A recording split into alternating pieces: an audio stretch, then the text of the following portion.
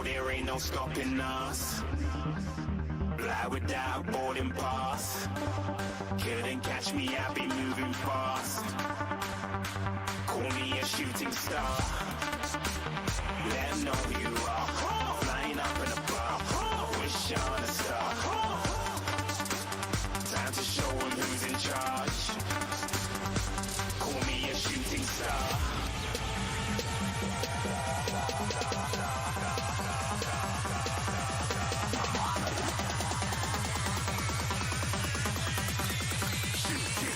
Didn't even get to cross.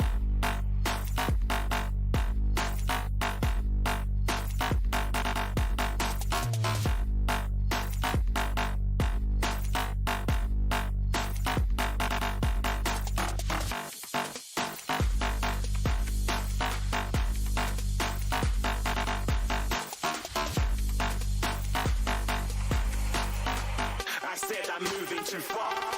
Get to glass.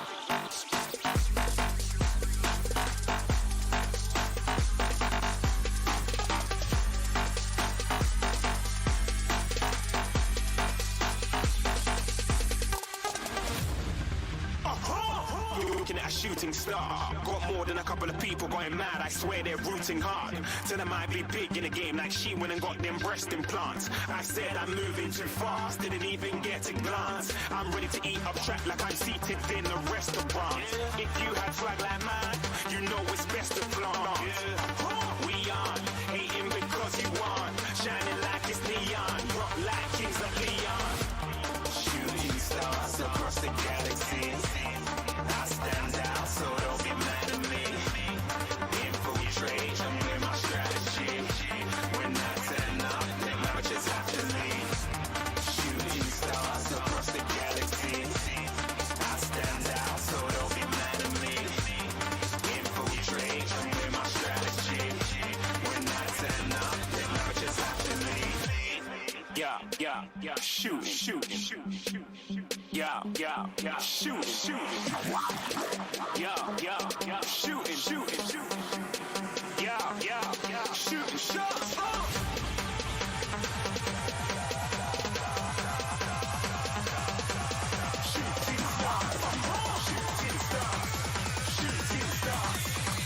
Shooting stars. Didn't even get to cross.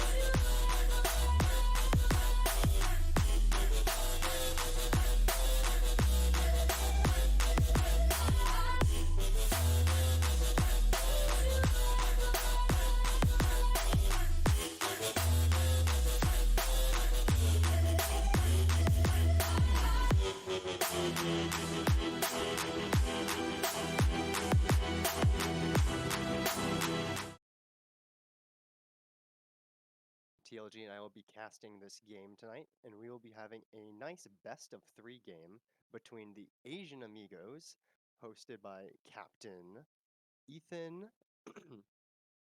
Birdkeeper, and they will be facing NSU today with Captain Brian Shadowbeaster. And so, as we get into this game today, we will be going into draft to start us off. This draft will not be a live draft, it will be a draft that is premeditated, but we can still take a bit of time to discuss the dynamics of the draft and how they will play into the game. So, as the players finalize their drafts, we will shortly be going into it. And until then, I can tell you a bit about these teams. NSU is the underdog of these semifinals rounds. They are a 1-5 track record team versus Asian Amigos, a 5-1 track record team. So it'll be mighty cool if we could see NSU get some sort of upset today, maybe the Cloud9 or the EDG kind of upset that we saw recently at Worlds. But who knows? We'll just have to see where the games take us.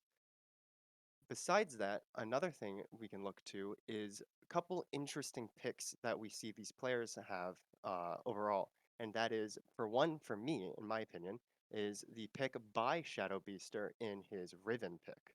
And so I would be very interested in come out again. Uh, Buffs given to Riven in the past couple of patches rather significant, especially with Gore Drinker. So we'll just have to see what kind of uh, picks we see in phase going in.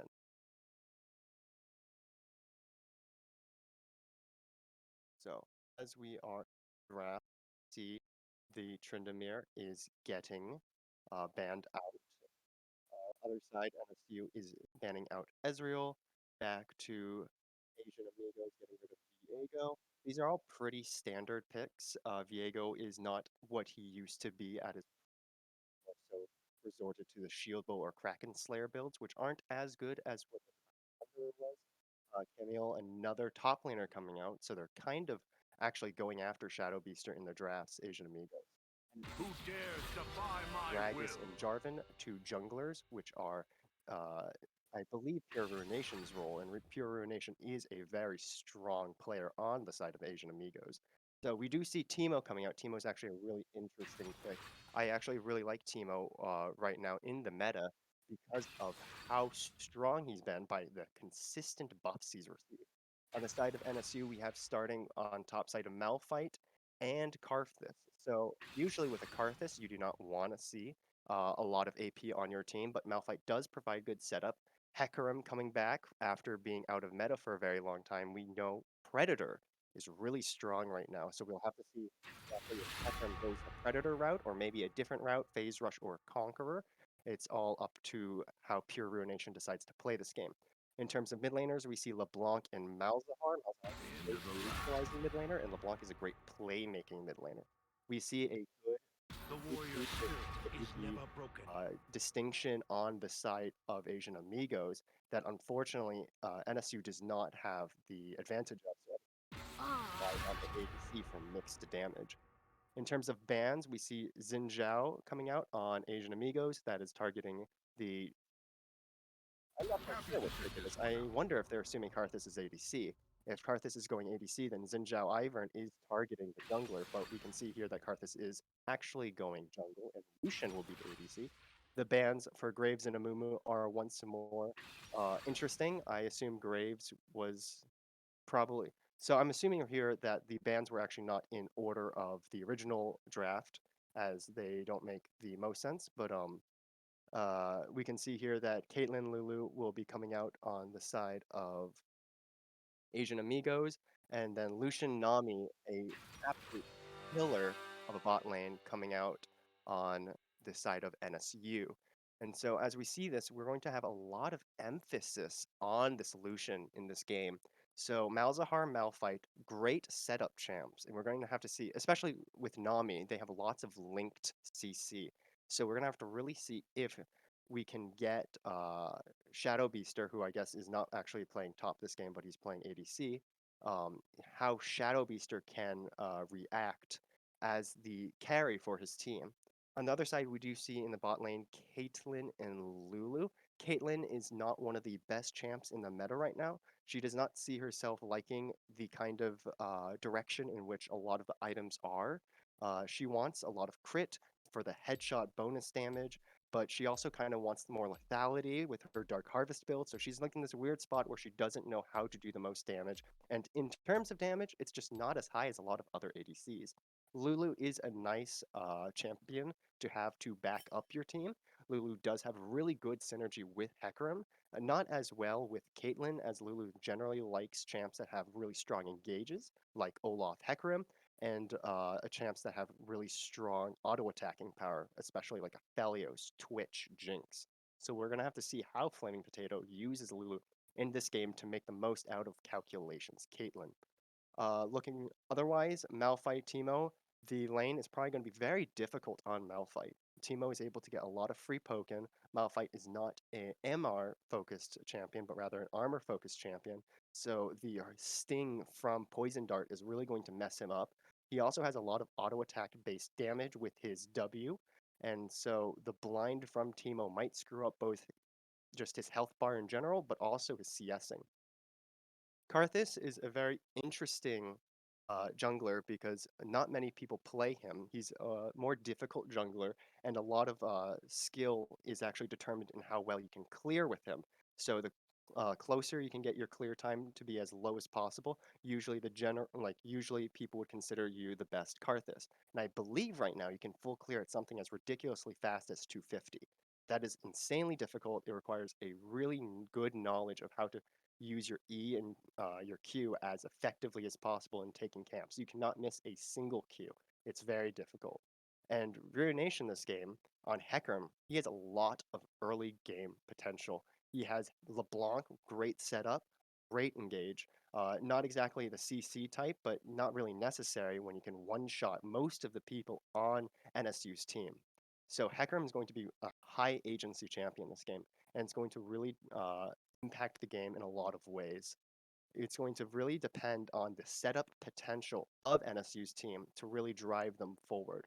If we're looking late game, we're actually going to probably see NSU slightly favored through Karthus and Malzahar, but this can be largely mitigated if Asian Amigos are able to stack either a huge lead early on or get a lot of MR.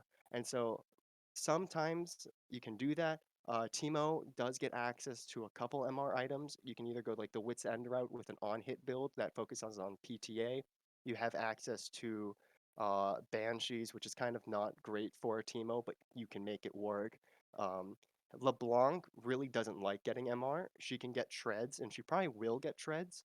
But besides that, LeBlanc is a very burst-heavy champion. She wants damage items.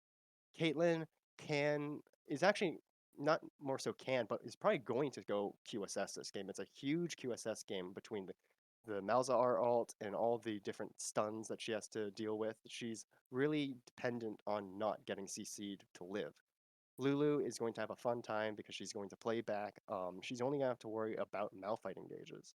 So as the spectator delay is over, we will be heading in game to see just how these two teams are going to start off the game. Is there going to be an invade? An invade is probably not too likely. Neither team have the most outrageously strong level 1, but we can see how they position themselves along the jungle, along the map, to see where they are trying to start building their leads. We do see Nami with the Electrocute, a currently bugged intentionally, I guess you could say, rune. It procs very easily off of Nami's E. And so that's one of the things that makes Lucian Nami such a devastating bot lane, is how Lucian can EQ, he can just get 2 auto attacks off, that PTA proc afterwards, and Nami Electrocute, and then whoever you're attacked is like half HP down, 2/3 HP down, really devastating. Great early game pressure. Besides that, um, I did mention the Predator on Hecarim, and so Ruination did opt for the Speedy Boy build. We're going to see probably that come into use early on after his first back. He's likely going to opt into either like a Boots Sheen back if he's going like the Triforce route. Maybe he'll get a full buy of a tier 2 Boots. If like he wants like straight Lucidities, that's also a really good gold back for a full clear. Um, Besides that, everything's pretty standard. We do see PTA on the T-Low, so maybe we might see a Wits End build to counteract the 4 sources of AP on NSU. But besides that, we're going to have to really focus on the individual 30 interactions seconds in until lanes, minions the spawn. different leads that are going to be built up. We have a pretty standard start, just everyone sitting in river. Both teams are not actually taking too much care to the top side of the map, but besides that, it's pretty normal. Both Malzahar and LeBlanc are, I guess, just saying hello to each other in mid lane. I guess they're not too concerned about one another. Uh, just emoting, taunting, pretty normal league behavior, if you ask me. And besides that, we're going to see a pretty normal start. Minions have Um, spawned. it seems like Karthus is starting top side, Hecarim is starting bot side. Karthus doesn't necessarily actually gank after he full clears. He might actually just return back and continue full clearing. Whereas Hecarim really does want to after he gets that 315 scuttled, or if, even before that, depending on what kind of clear path he takes, he really wants to gank. Sometimes you might opt for a safer route where you back and get your boot early on, and that way your ganks. Nonetheless, again, huge agency problem early on. It's going to be on NSU to have a lot. Oh, and wait a second. You see exhaust coming out from the Caitlyn immediately as Shadow Beaster and Oka try to go for the level 1 Qs. Nonetheless, Lulu being a great champion early on is going to pretty much mitigate a lot of the damage, forcing Lucian out of the flash and Nami out of the flash as Caitlyn tries to secure the kill, unable to do so. There's a bit of poke going on top lane, but nothing quite as exciting as the already level 2 gank by Ruination bot side.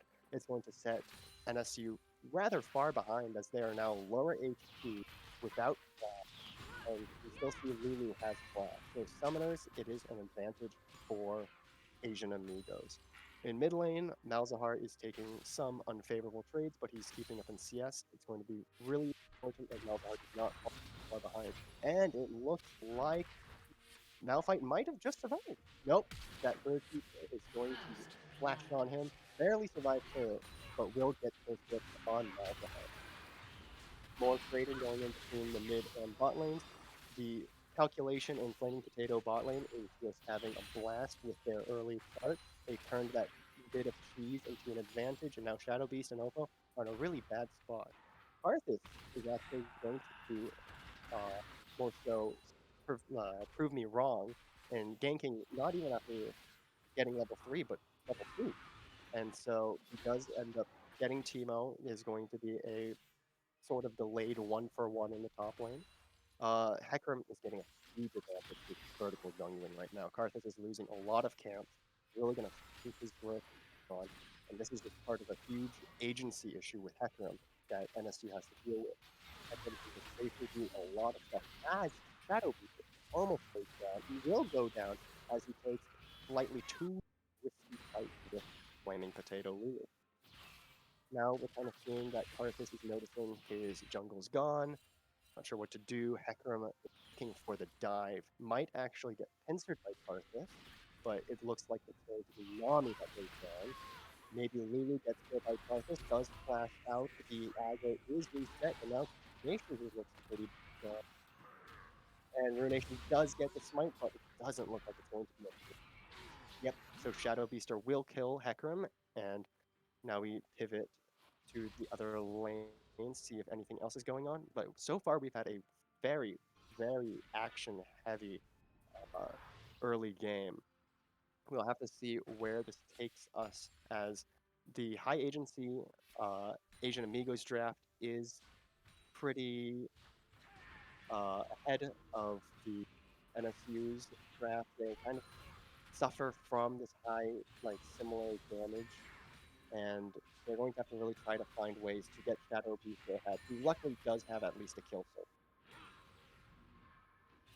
Seems like Karthus is just going to say hello to Malzahar as he walks to Raptors. Hecarim does now know where he is, so maybe Hecarim will contest. No, it does not seem like Hecarim will.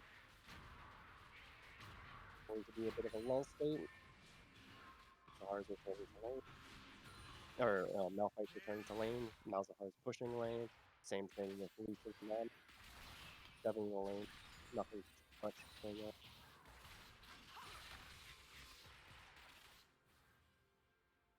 little bit of trading, just pretty calm. Uh, I guess at this point in the game, people are trying to start setting up. You can see vision control being done by the bot lane. Hecarim might try to see about getting the Cloud Drake soon. It's not a huge issue because it's the least impactful Drake that everyone doesn't necessarily like too much. But we'll just see how Asian Amigos decide to take him as, oh my lord, Oppo almost dies from that bot lane play. Calculation doing devastating damage along with Flaming Potato's assistance. Oppo will have to get out of there and probably back. His Lucian is now in a 1v2 lane state. Timo is having fun with his shrooms as Malphite is walking back to lane. A bit under leveled, only 6 CS. Very difficult. As I said, Timo's blind may have an impact on Malphite CSing, and it definitely looks like it did. Now, one thing we can see that's kind of interesting is that Malphite actually went for cloth armor. That'll be time for engagement after 6 maybe. Nope. That Hecarim's just too darn fast. So back top lane, we see this drastic CS difference going on. It's kind of just how it works. Teemo just really hard pushes Malphite out of lane. Malphite can't do much job. And with that early kill, it's just kind of like given that this is how things are going to go down. Birdkeeper is just going to pull absolute life out of Jackie. Fortunate to see, but kind of expected at the same. And as I said that, Jackie Loves goes down. Birdkeeper is having a fine time this game, even got that cull. He's going to get that maximum scaling. But, I mean, there's not much you can do when you're Jackie Love. That Malphite pick just can't touch Teemo. Very unfortunate. Maybe at level 6, they can coordinate something with Karthus.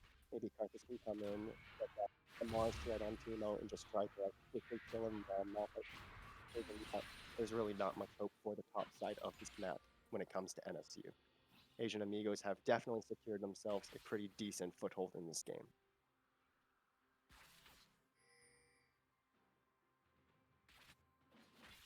Just clearing more vision here. So it may seem that Ruination and Ovo are going to look to take Dragon. Instead, it seems that they're going to continue getting vision control, opting into maybe diving, I think, but because of that control word, now that NSU backed off a bit, they're going to maybe reprioritize. No, it seems that they're staying, but there's another control word. They can't go in unless they do it right now. We do see the TP coming in from Malzahar. They end up canceling it, so they're going to just walk out. Malzahar and Karthus are bot side right now, so there's no pressure going on top side. Pretty dangerous. As said, if he does go in, get polymorph, and that is it. Well, close. Flaming Potato was going to end Lucian's life. Very unlucky. That polymorph was really good. It saved Caitlyn, and then of course the Lulu ult just gave her more HP, more fighting power. Just this bot lane is definitely using that early advantage from Hecarim's level 2. Fighting off that she is going to be really difficult now going forward for NFC's bot lane. It's bot lane and top lane are behind. We see a few difference going on with LeBlanc and Malzahar. It's a very unfortunate kind of place to be in this kind of game. They just picked a bunch of champs, I guess with the exception of the bot lane that suffered that unfortunate Hecarim level 2 game.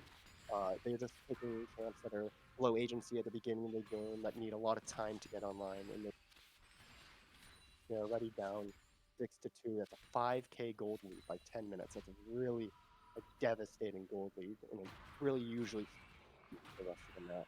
It's going to be imperative that they have some really impressive combo plays. Maybe they can start prioritizing the objectives that it seems that we're excited about getting. So, besides that, they're going to have to really find like really creative ways to get back into the game, because otherwise, this game is not going in their way. We see that Malphite is getting very close to getting Flame Horizon at this point with his 17 CS. Very just devastating lane, very unlucky. Bot lane looking for the fuse. Nami does miss the bubble, and Caitlyn gets actually a really decent amount of damage back on the return trade. Lily is here to support her, so maybe they look for an entrance. Nope, it's going to look like they're going back to ping-ponging gold. Birdkeeper might look for another tower dive here as Jackie Love is low, but Karthus may back him up. Birdkeeper does get the kill, but Shrooms will keep Karthus at bay. Karthus does put down his wall, and Birdkeeper is trying to 1-for-1. He does 1-for-1, but he does escape from Karthus, but does the ult kill Birdkeeper? And no, it does not. That Dredge on Tino is a lifesaver. Unfortunately, we also see Malzahar go down to Ruination's gank with LeBlanc. LeBlanc getting that 0. Very, very impressive. Just a lot of gold diff going on for the team of Asian Amigos. NSU in a really tough spot. Kind of just a bit of dancing around on the bot side. The DC Ruination on Hecarim is going to get this Drake finally 11 minutes into. It's not going to be too tough to try too likely. They know how strong he is. And even though they have a word, it's not doing his Grom, maybe more so looking to help bot side. And now Zara is just going back home right now. This is a pretty target for Ruination. Yep. Seems like there was a bit of a shuffle on bot side, but both teams leave kind of unscathed. Uh, half HP on a calculation and flaming potato, and then Lucian's ult. He's too far behind at this point for it to be like that one shot kind of ult, so he's going to have to deal with this slow assumption, this slow resumption of the game. He is down 40 CS. That's a huge gold lead to be. Fortunately, it's not reflected too well in the items. Seemingly, Caitlyn has not backed in a while. It's just this game's going downhill with that 7 kill gap, that 8,000 gold difference. It's going to be really imperative that he replaces Hecarim and LeBlanc looking for the dive, but they are spotted. Predator playing the first half there. He's in fact really just beating him up to an ungodly degree. Here, Birdkeeper might be looking for another tower dive, so as he is 4 levels. Jackie Love did just level up, so he is a 4 level on 12. Blanc picking up bot lane, the Glizzy golfer, not able to go up much Glizzy this game. He is just kind of dealing with it. Ooh! Jackie Love is going to almost kill Teemo. That ult was in good intention, just the level difference, the damage difference, it just isn't there. It's unfortunate, it's a reality.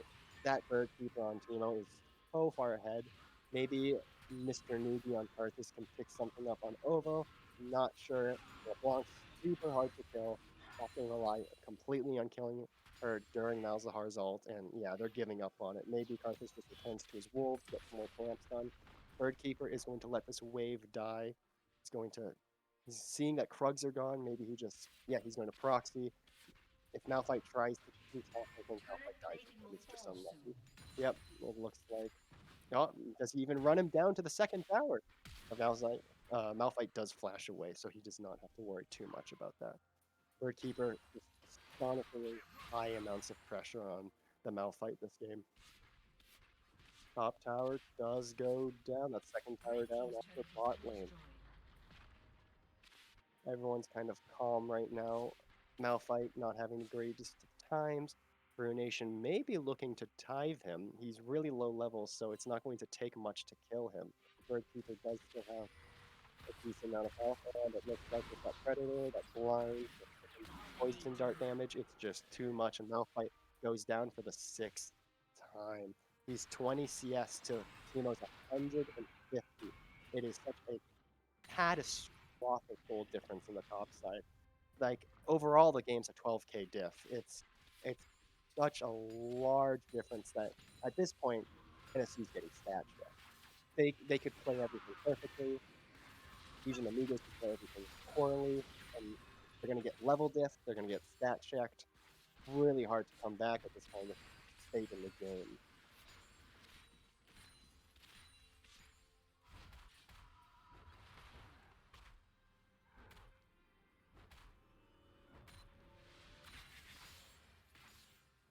Just more. It seems like they're just going to resume, kind of trying to get towers at this point. They might be looking to end. Teemo's going back topside. Teemo could easily just keep putting pressure on this Malphite. Ruination going for the dive on Malzahar. Karthus is there. Ruination ends up leaving, trying not to get ulted under tower. Does seem to work. They do get one down. LeBlanc really high damage so far this game with her Ludens and Swordpen boots. Flaming Potato and Calculation going to just grab that mid tower pretty swiftly. LeBlanc is going to be now matching Lucian in the bot side. Probably pretty good, well off against the 1v2, just because of the sheer gap in both items and levels. We just have to see where this takes us in the future. Once more, just insane amounts of tower pressure, not much to do.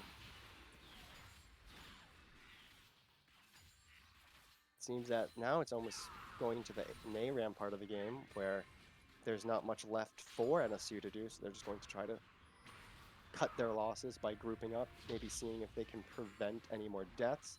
But LeBlanc does TPN, maybe trying to find something. I don't think it's going to come by. That tower is very low, so someone can probably just slap it a bit and then go straight for the tower dive.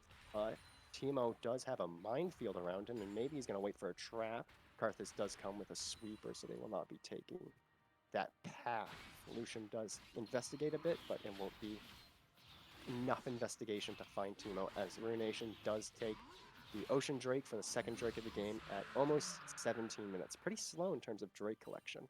We also haven't seen much else going on in terms of objectives, just a couple towers here and there. I guess Asian Amigos are more so in the killing game, because they do have this massive 12 kill difference. Just every lane at this, every player on this team just has a bounty at this point. Pretty devastating to deal with. Also, it seems that NSU have resorted to going into the more safe tower hiding kind of game, but it's just not possible with Hecarim, with Predator. You got this strong champion with this kind of busted rune right now when it's used in tandem with Ingenious Hunter. Even Ingenious Hunter gets that Triforce proc down, so it's just with Hecarim's Q being such a low cooldown, with Hecarim being so speedy, it's like towers are just a suggestion for Asian Amigos. NSU really have no safe haven left in this game. Calculation does end up going and opting into just one-shotting that tower, taking the wave back to mid lane for it to crash with his side of the wave, not taking it out too far up and overextending. Teemo is back and probably going to get a nice item. Yeah, full demonic, jeez. The difference in items, you got Nashor's Rift demonic versus just the poor Malphite with tab eyes that don't even do much against Teemo, and a Bomby Cinder. He's getting even more armor. Like, it's kind of just over at this point. He probably only got that cloth armor because he's going for the Sunfire. He didn't have the 450 gold for the Null Magic, and he's just like, I'm gonna buy what I can. Really unfortunate this game that he's left with 33 farm compared to that Teemo's 205. Very unlucky. This is just a horrible matchup.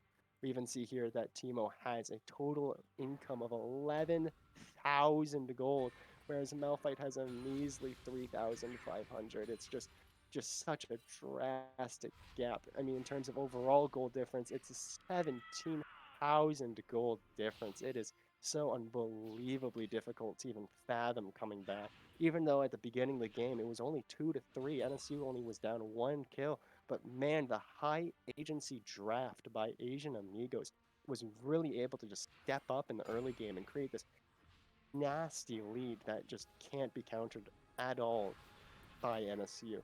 Even though NSU had a pretty good intention to get team, maybe if they had something instead of a Lucian that was a bit more scaly, and maybe something that was allowing them to like mitigate losses better, but they just couldn't do it. Lucian's not that strong late. He's their only AD source of damage, and everyone's just so far behind on champs that really hate being behind. Like, what is Karthus supposed to even do without gold? He just has a Leandries, whereas pretty soon we're going to see Hecarim with Triforce and Spirit Visage. He's going to just mitigate all damage that comes to him. We see this rift coming out. Birdkeeper is pretty intent on trying to get as much damage on this tower. not going to get the tower. Lucian does try to kill, but will get instantly destroyed. Ruination does get a nice alt jump into the base, and Malzahar and Lucian go down. Nami goes down. Birdkeeper is on a roll, and does he get the triple? He does. Nope. Caitlyn stole it. Calculation does take the triple away from Birdkeeper, but I think at this point the game's pretty much won. We see the base completely in tatters. Birdkeeper, Calculation, Ovo, Ruination, they're all so strong at this point of the game, and Lily's only going to make them stronger. Potato is just going to be the ultimate support from now on, just buffing Potato, like Lulu's allies. It's just unlucky. Hopefully next game we can see maybe a draft that's a bit more easy to implement, a bit more early game focused by NSU to try to see if they can take the agency advantage that Asian Amigos had this game to their own advantage, and maybe they'll see success through that. On the other on this hand right now, though, it looks like Birdkeeper's is going to try and kill them in Fountain. We see Lulu going to give them a bit of advantage. Fountain will say no to Birdkeeper as Malzahar shuts him down. Besides that open Nexus, they're just, at this point, they're just committing war crimes fighting off NSU. They're not even attacking the Nexus. It's just, oh no. Minions will clean it up pretty quickly, it seems. Malzahar is focusing less so on the wave clear and more so on surviving. And LeBlanc gets a good bit of chip damage. Malzahar does ult, nothing that Lulu ult can't fix in itself. And it seems like the game's just about done. Okay, well, good first game.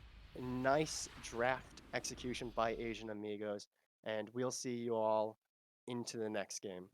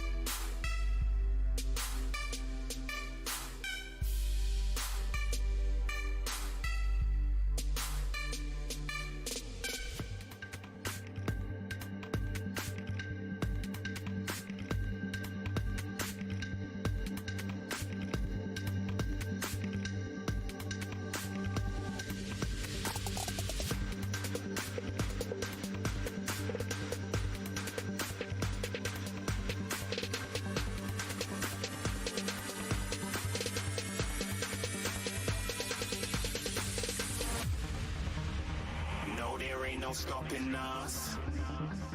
Fly without a boarding pass. Couldn't catch me, I'll be moving fast. Call me a shooting star. Let 'em know who you are. Flying up in a bar. Wish on a star. Time to show 'em who's in charge. Call me a shooting star.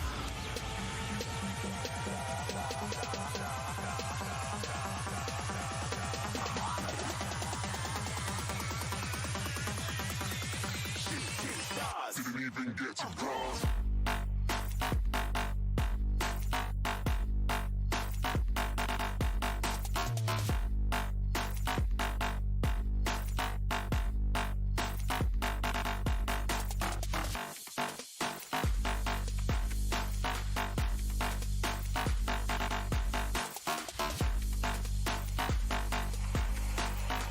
I said I'm moving too far.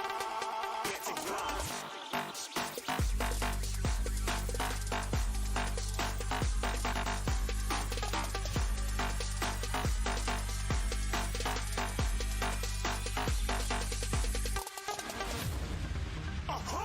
Looking at a shooting star. Got more than a couple of people going mad. I swear they're rooting hard.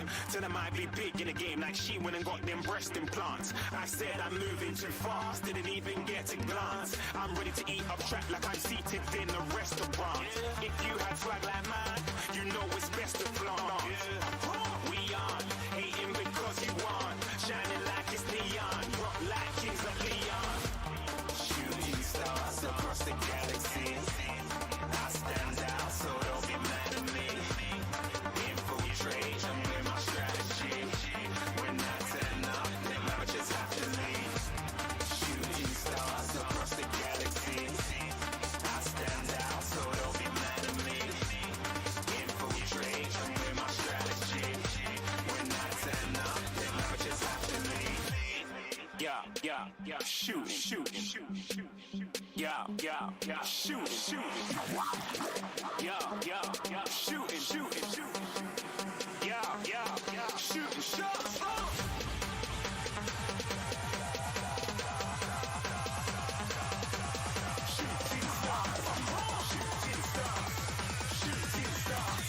Shooting stars. Didn't even get to cross.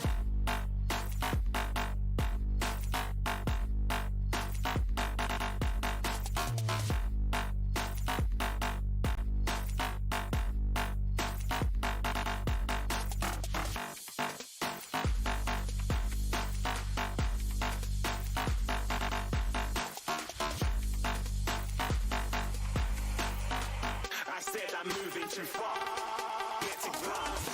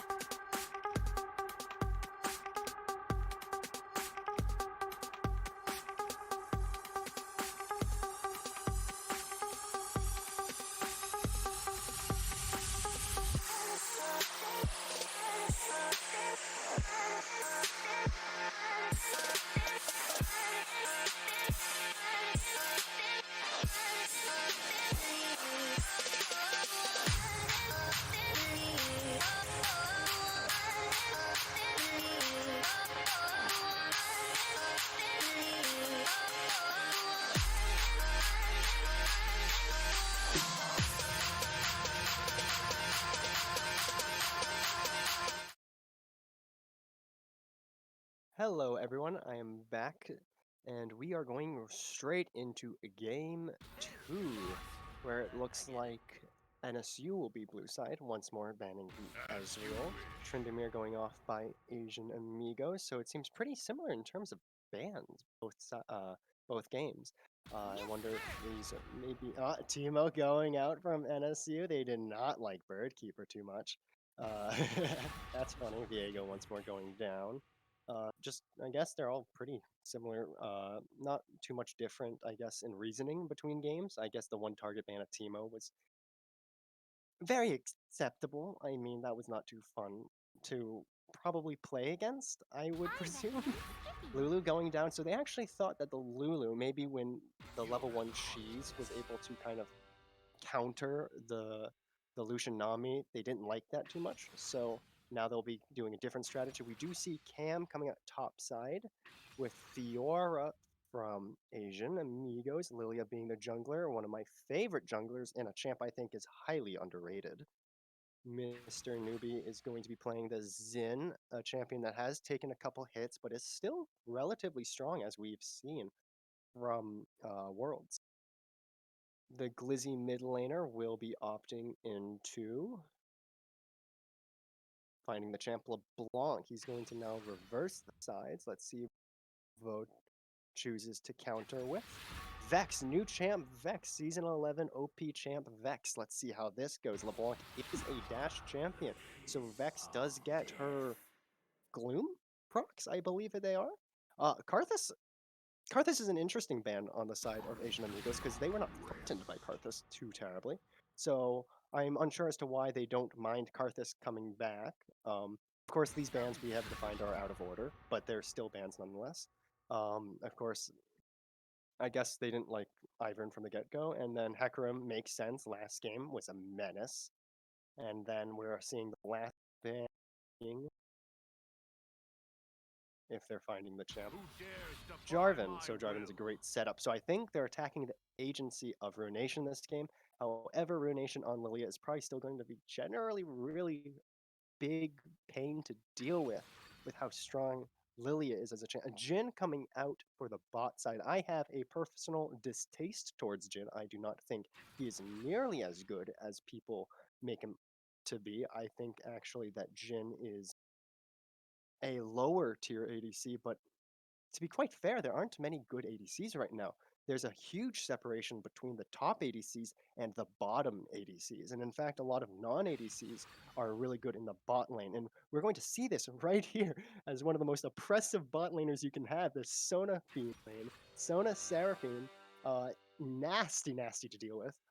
We are going to see Yumi Jin as the bot side. Yumi Jin is notoriously fast duo, but early game, and Sona Seraphine might just be able to actually attack Jin pretty hard early on.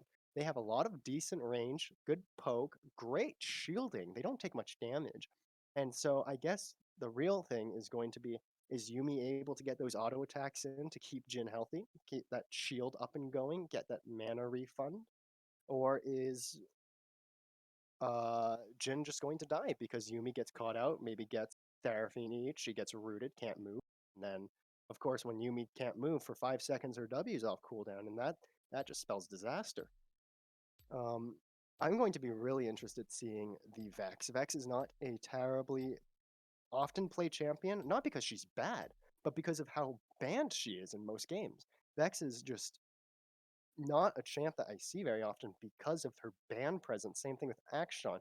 These Season 11 champs are getting a lot of preferential treatment in terms of not being to be played against. So in terms of, I guess we can go over in terms of damage splits because that was a really big impact on the side of NSU. The first game is that they had way too much magic damage, but now we see that they're kind of more even. They have two carry champs. I would consider Xin like a carry bruiser, and then Cam's like a carry fighter that are AD damage. Cam even getting that true damage to deal with any kind of resistances. LeBlanc's a great mage, but it's gonna hate playing alongside Sona and Seraphine. No matter how oppressive Sona and Seraphine are, there's a huge amount of just emphasis on getting treads by Asian Amigos this game that Camille's hook shot's not going to be as great. Xin Zhao is going to be fine. His slow's not that impactful. It's going to still be not as long. LeBlanc's chains aren't going to be as long. She's going to do less damage, and Sona and Seraphine are going to be not as good. We'll just have to see who itemizes it. Of course, Vex doesn't usually want to get a defensive boot, maybe more so opting to the Lucidities or the Sword Pen. Lilia really doesn't mind getting defensive boots. Lilia has a great build right now, going full tank after Riftmaker, and then she's just this bruiser AP mage, and it's like really hard to deal with. Fiora has a lot of trouble, I think, in this draft. I don't know how well Fiora is going to do thematically. I do think that after the performance we saw last game by Birdkeeper, that because of Fiora's high skill ceiling, we might just see a lot of outplays. But when you're talking about Sona, Seraphine, and Xin Zhao in the same team, and Fiora, who's a duelist who doesn't like team fighting, it's not going to be a great mix if she does have to help her team out. But we do see Lilia, we do see Vex, great AoE champs. Unfortunately, both AP, but such a large amount of damage. Lilia has that true damage, and then you have Jin to back them up. Yumi on Jin, Yumi on Lilia, Yumi on Fiora, huge threats. Even on Vex, it keeps her alive when she goes in with her ult. We're going to see how impactful Sona and Seraphine particularly, because they're going to be responsible for a lot of the shielding, a lot of the healing, and a lot of just general keeping alive. Xin Zhao's Crescent Guard is going to be also very impactful for like making sure Lilia's DOT doesn't hurt him too much. Vex can't just like burst him from distance. Jin can't burst him from a distance. It's going to be really impactful on that single timing of to get as much done as possible, and using Sona and Seraphine as just boosters, as huge steroids to just getting the rest of the team ahead. I think early game once more is going to be very decisive in where this game goes. With the lead we saw last game, like especially in the top lane, it was like game over instantly. There was, I think, at like minute 9, minute 10, we saw Timo had like 80 farm, Malphite had 10. There was a 3-4 level difference. These are the things we have to watch out for going into the game, as they hugely impact who wins. We don't see too much in terms of interesting runes. I do have to say, not sure if Lilia is the best user of Predator. In fact, I like Conqueror Lilia a lot, and if not Conqueror Lilia, you can go things like Dark Harvest. I think it's better than Predator still. I'm personally kind of conflicted. Predator is great for move speed, but it's not great for a champion that's not burst emphasized. And unless Lilia is going not the tanky route, but instead the burst route, going Leandry straight into Rabadons with Sork Pen boots, maybe I can see Predator being really good, just getting that immediate QW off. Maybe that's like the plan Ruination has this game. But besides that, I don't know. Predator, OP Rune, Ingenious Hunter, OP like Rune part. I don't know what they're called exactly. We do see the 5-man invade coming by Asian Amigos. They're going to try to see if they can catch NSU off guard. And Sona does find herself in a bit of a pickle. The Fiora does have the Vital in the best spot possible, and it's going down. The 5-man invade works out in Asian Amigos' favor, and NSU are starting already at a disadvantage. And like I said, early game means so much. Maybe, though, the invade by NSU will help stunt Lilia's clear. Lilia loves full clearing, so stunting it is going to be really impactful. But maybe the stunt, and then maybe actually a level 2 gank on the Fiora by Xin Zhao and Cam, who do have a decent amount of kill pressure early on. Maybe that's how like their win con's going to be now, because they need that advantage. They need to get ahead. They can't keep staying behind. They do have great scaling, but they don't have the same level of poke, of sustained poke that Asian Amigos have access to through Vex, through Lilia, through Jin. And both teams have good sustain overall. I mean, you have Fiora, who's like a drain tank. Cam's the same way. And then you have Yumi versus Sona Seraphine. So you're going to have to really worry. And we do see the level 2 gank by Xin, but Fiora seems to be able to get a 1-for-1, and that is not what NSU is looking for this game. They're looking to try to get a lead and not go 1-for-1. It is not worth it. Fiora's coming back with 2 components of her Phage, presumably. So I think that would mean either a Divine Sunderer or Stridebreaker build for Fiora. And then Cam only comes back with refills. Like, it's hugely not worth it. And Ruination, now knowing that Mr. Noob took their top side, he's just going to go vertical jungle and maybe even gank Sona and Seraphine are being pushed under tower. Vex and LeBlanc are trading a bit. They are taking it almost equally. It is favored for Ovo this time. It does not seem that Glizzy is as comfortable on the champ as Ovo was last game. Lots of fighting going on top side. We do have two duelists here, but it's going to be largely a matter of who's better. I mean, hookshot can be countered by a repost, and then they both have great chase potential. So as soon as one gets an advantage, it's very likely that it converts to a kill. Lilia is getting bot side scuttle, and man, these two are aggressive. They are close. Birdkeeper might go down here. Does get the repost off and escapes. Hookshot does not hit. The vital spot is in favor of Birdkeeper. And, and Birdkeeper lucks out getting those vitals. Flashes away from Xin, who's unable to hit the W spear. So, Birdkeeper, 3-1. Farm, no advantage, but 3-1. That is at least 900 gold advantage. That is really big going into this top side, especially in a duelist versus duelist matchup. We are seeing the perks of a double enchanted bot lane. They're both really healthy after sustaining a lot of poke, but they are low on mana. We see that Seraphine did go tier to try to help out. Lilia is revealing herself a bit too early. Think if Ruination had just a bit more patience, could have gotten something off on Xin. I do think Xin does not win against Lilia early on. Lilia just has too much kiting potential. We are seeing that the Jhin and Yumi combo are devastating to deal with. Constantly full HP, and I guess just in general, Sona and Seraphine aren't pushing as fast as Jhin are. Even though they definitely can push faster. Oh, flash last shot by calculation. It is a calculated kill. Jhin does get the kill off on Seraphine. Another engage by Glizzy goes not in his favor as he nearly dies after the Gloom proc. I'm going to have to get better with that. But yeah, I believe both Doom and Gloom were procced on LeBlanc on that engage. We do see the wave pushing in onto Shadow Beaster this time.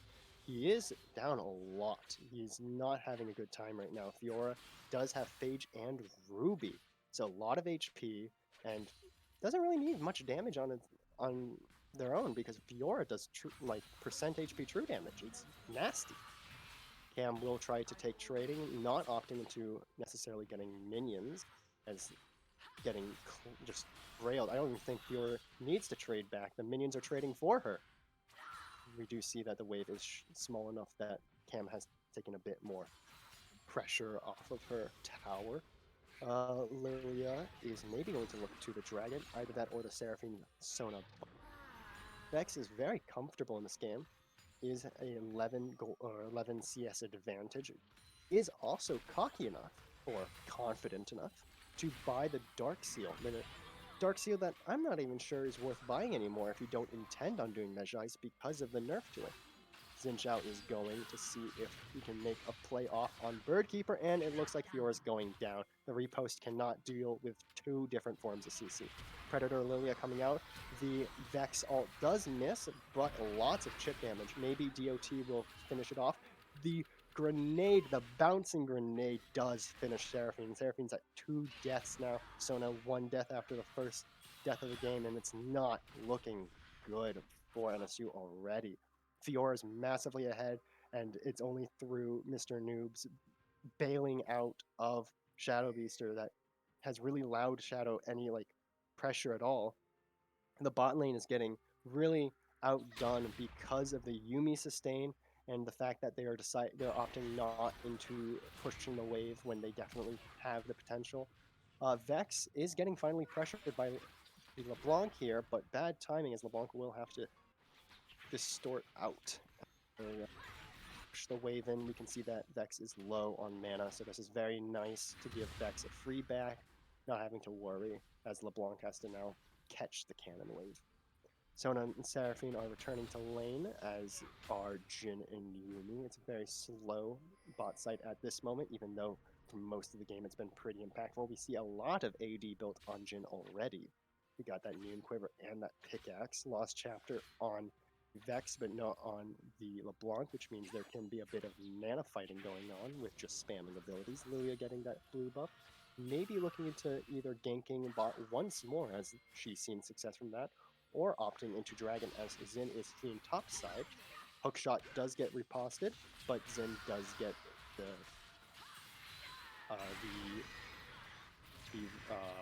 CC off on Fiora as she goes down. Not able to trade this time, but bot lane once more just they're having at it. Sona's dead. Calculation, perfect name for the champ. I mean, sometimes even though I don't think Jin's that good, you can't deny the stats. You can't deny the results that people are getting on him, and Jin is definitely doing well this game. Xin Zhao is going to be trying to get the Rift. Mr. Noob might be looking to mitigate some of the losses they've had.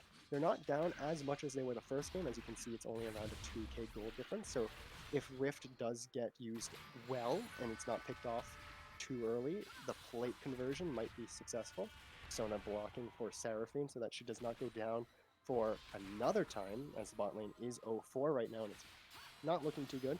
Do see Fiora getting the duel off on Shadow Beaster, and not much to do there when Fiora's ult just does 80% or some number that's not at all ethical in true damage. Yuumi Jin just having their way right now. Like, they're just pushing the wave. They don't care. I think Seraphine is just suffering in terms of mana because, I mean, she's recalled how many times now and she's still low mana. Like, the EQ is, I guess, not enough to clear the wave. I'm not sure what's going on. LeBlanc does get a good amount of combo off, but it doesn't mean anything because I guess Vex is just too strong. But Vex's ult hit the wrong LeBlanc, and it's the clone that she ends up going to, which is unlucky. Or unless I'm mistaken and LeBlanc just goes back to her previous form. I think that's actually what happened. We might see a bot side dive if Lilia quickly gets Dragon. No, it does not look like that will happen. Ruination will just pick up this Dragon, and Jin and Yuumi will keep pressuring Sona Seraphine under tower. We're already seeing the results of that in the 40 CS difference. Overall, difference in CS have not been too crazy this game compared to last game. Vex nearly killing off LeBlanc. Xin Zhao is there to help save her, and Ruination does get first Dragon at 10 minutes. It's looking pretty good. Oh, it does hit. Ooh, and the Ruination, the ball hits her. That is unlucky for LeBlanc. She had just already dashed away, and then not a great, no way of just avoiding that. Lilia does get the bowling ball kill, as Xin Zhao is showing a lot of love to Birdkeeper this game. Birdkeeper does get the repost, but it's not enough. Xin Zhao will help push this wave. It's a pretty big wave, so he will be getting a lot of shared XP.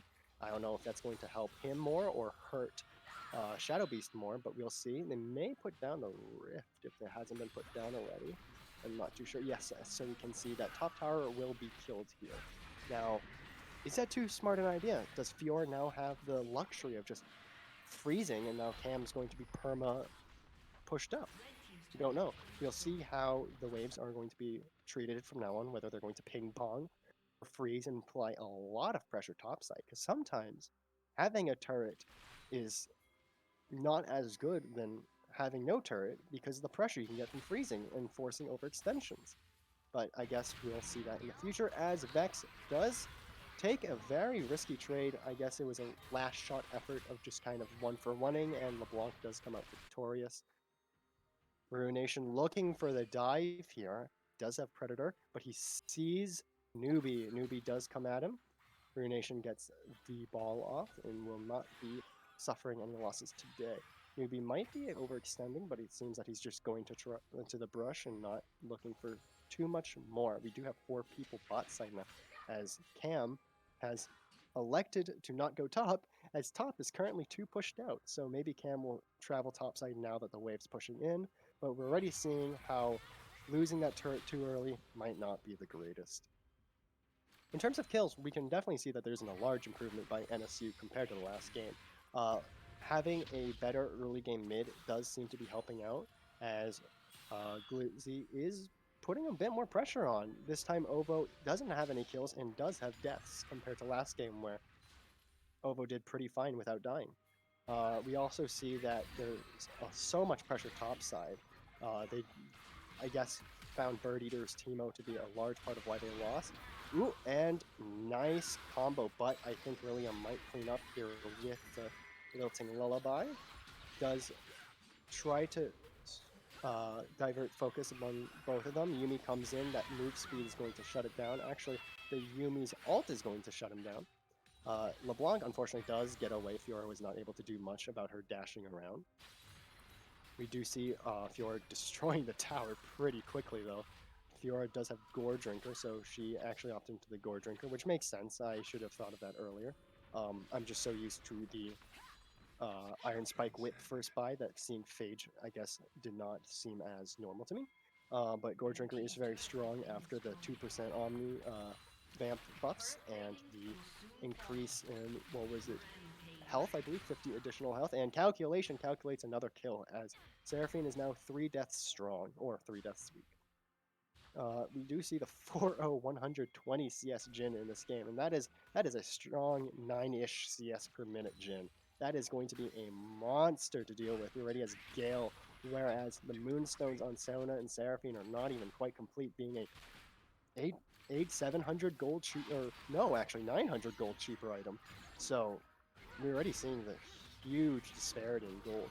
LeBlanc's trying to trade, but Vex does have the ult, will do huge amounts of damage, and Cam does not clean up Ovo fast enough as Ovo takes down Glizzy with him. Lilia will be backing with Yumi. You can see that Lilia is opting into Ludens, so this is where Predator does make more sense. Ludens is a much more burst-heavy item than Rift, so by going Ludens and either Zonia's second by the stopwatch. That might be a commencing stopwatch. I wasn't paying too. I actually believe that's a commencing stopwatch because Lilia started with an item in inventory. And so we might see the Zonia second, as the cloth armor would suggest, and then maybe the Rabadon's third, Void maybe, also depending on itemization. We do see 2 treads on the side of NSU already. Oh, more impact as going on mid lane as the junglers are fighting off. Lilia now assuming a bounty, but Fiora is trying to 1v1 Cam here. Not actually doing too well. Might lose due to the 2 tower shots. Let's see if the ult will fix it. Nope. She tried to bite off more than she can chew, and unfortunately it did not work out for her. She does have 5 deaths now, was 4 before, but still she is overestimating her power as a champion. Ooh, this might be a great use of commencing stopwatch as a 4-man Lilting Lullabies comes out by Lilia. That is a complete disaster for NSU as they give up both a dragon and most of their team with only Cam surviving top lane. So now it looks done like it was last game. This is a huge issue. 5k gold income disparity. We are seeing that mostly bot side and jungle, or not bot side and jungle, maybe jungle. I mean, Lilia does have a CS advantage, does have 207 scoreline versus the 322 on Xin, but Xin is not doing awful. He did help out Camille quite often early game, helping with the 2b5 kills on the Birdkeeper on Fiora. So not like it's newbie's fault, but it's just the circumstances of the game, as we are seeing that right now the biggest issue for NSU is the bot side being really stunted, just no income whatsoever. If there's any time where there's like a pinned down champion with a bounty, it is imperative that NSU gives it to their bot side, because without Everstone, Sona and Seraphine are like not even an eighth of the champion they can be, Everstone being such a brutally disgusting item. Also, if we see, I'm not sure if either of them opted into it, as I cannot see secondary runes, but if Sona or Seraphine opted for Ingenious Hunter, that is where things get really spicy. We do see Cam maybe trying to pull something on Birdkeeper here, as Xin does back her up. We'll see if the repost does go off, but I don't know. It's close. Oh, the Hextech Ultimatum kind of screwed it up. Yeah, so Lilia, Ruination, and Birdkeeper are going to be able to get away with that just because they had numbers advantage there. Fiora was able to survive long enough. Hextech Ultimatum did stop the duel from being completed though, so it was a good attempt. It was just, if If Birdkeeper was alone, it would have been a different story. But alas, Lilia and Yumi pranced along and saved the day for Birdkeeper, as Birdkeeper will be taking this tower. Lilia really just aggressive at this point, going for the ult, forcing out the Mimic on LeBlanc. Let's see if LeBlanc does die. No, it does not seem that the Curtain Call or the ball is enough to deal the last blow. Jin will be trying to take this tower. I don't think he will be able to get to it. Maybe, as Seraphine did not opt into clearing the wave. Oh, oh my lord, and as all these alts fly wide, no one is able to actually kill calculation. I guess that was just beautifully calculated. I'm sorry for overusing that joke. But no, actually, I'm not sorry. It's funny. No, so we do see the duel coming up. Top side, Lilia, oh my god, top side. It has not been a game of top lane, it has been a game of junglers affecting top lane, as does seem that Cam's going down. Yumi going from champion to champion, making sure they're healthy. LeBlanc not going to be able to pick anything up, it seems, as Vex does have the cover in the behind of Lilia. Yeah, so, okay, reevaluating the game. Oh, maybe, actually, never mind. Does Ignite kill? Ignite does not kill. LeBlanc is desperately trying to find it. Does LeBlanc find it, or does Lilia stay? No, LeBlanc may have bit off more than she can chew, as Lilia and Fiora are able to kill the overextended LeBlanc. So yeah, okay, looking back at scoreline, 8-20, looking a lot more like the conditions of last game. We do see this near 10k gold difference being accumulated, especially now that the topside jungle for NSU is being stolen away. Items-wise, the ADC on NSU, or I guess the bot laner to be more appropriate, still does not have Moonstone Renewer, and that is so huge of an item to not have. I mean, Jin is working towards Infinity Edge now. This is an atrocious situation to be in. She's trying to pick up bot side right now. Probably will get it next back, but it's so delayed. This is going to be a 20-minute, $2,500 item, or 2,500 gold item. Birdkeeper does try to kill her, but Cam does teleport into kind of make Birdkeeper waver in the decision, but maybe Cam's actually the one.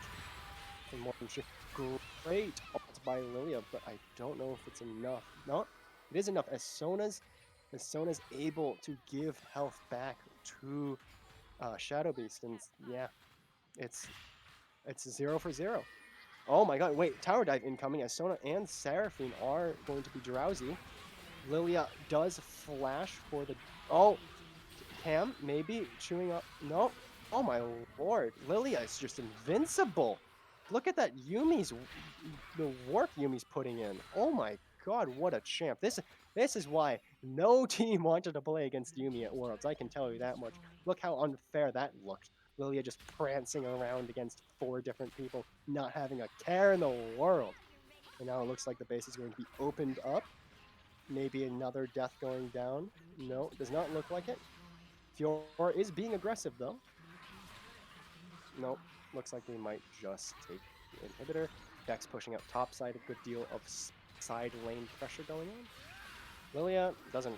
Well, Lilia just doesn't care. There's no care when you have a Yumi on your team. You just play reckless. You play for fun, and it doesn't matter. Look at the damage. There is none.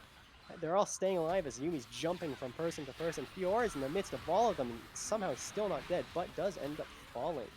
You see Yumi is still bouncing back, finding the most success on Lilia, as now it seems 3 have fallen on the side of NSU, trying to pick up some in the fountain, but it does not look like it's going to work out for them, as the game is about to end. We do see the Nexus turret is about to fall. Oh, and Ovo, back Season 11 champs, am I right? Getting the kill off on LeBlanc. It does not seem like NSU are combating this push too much anymore. They're just letting it happen. And Asian Amigos, oh my, have they played well these 2 games. Great job getting early advantages. But that's not to say NSU did not have a great deal of improvement between the 2 games. I mean, top side, there was a huge amount of pressure on Birdkeeper. Curtain Call is going to help finish off a couple of them. Maybe Zin gets out, maybe not. It looks like the Fountain will save him. Seraphine and Sona not doing as much as they needed to this game as the base is just getting destroyed. Now we're just, I mean, I guess we're just damage, like, stat trying to, I don't know anymore. These fights are pointless. They're just for fun, just getting those damage graphs up. Oh, maybe Nexus is going to be the saving grace of NSU, as Fior is being very, very risky. All the teammates are up, but Yumi is going to abandon Fiora apparently. Maybe resume. Fiora is so tanky. Oh my lord. Is this game going to ever end, as they are just non-stop fighting? Lily has no mana, so they might actually try to either escape or end as a, what was that, 5-man flee from Vex? That was impressive. Nope, they're just going to kill them under tower, it seems, or under fountain. Maybe not. Xin and Cam are just still bulky. Yumi is going to be ulting, and I don't know how long this game is going to last. We're really just stat checking, and there it goes. Great 2 games played by Asian Amigos, but not to say the least that NSU did not put up a fight just that was relatively strong compared to the first game. There was a lot of improvements, a lot of success in changing the level of agency in their champs. And so I'm very glad to have casted this semifinals game for you. Hopefully, I will see you all at the grand finals, whenever that may be. I am TLG. You can find me on Twitter or Twitch at LeagueTLG. It's a pleasure having y'all watch today, and I hope you come by for future Bruin broadcasting. Do a large amount of games. We cover a large amount of games from League to Valorant. You can find pretty much anything that you'll enjoy here. And please do come again. Thanks for watching.